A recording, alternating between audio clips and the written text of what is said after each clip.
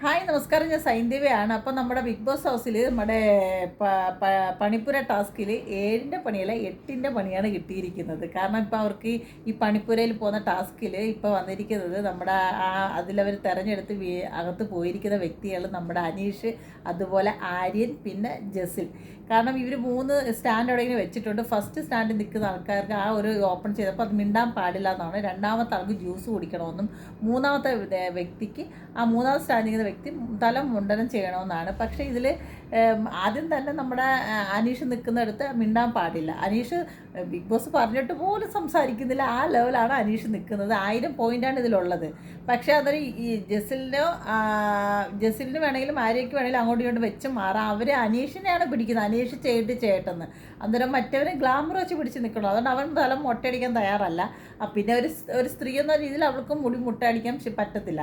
അന്നേരം ഇപ്പോൾ 7ൻ്റെ പണിയാണ് ബിഗ് ബോസ് അത് നടന്നിപ്പോൾ നമുക്ക് കാണാൻ ഇപ്പോൾ എന്താ നടക്കാൻ പോകുന്നതെന്ന്. അപ്പോൾ ഓക്കെ ബൈ, പെട്ടെന്ന് വരാം അടുത്ത അപ്ഡേഷനുമായിട്ട്. Bye bye, Tata.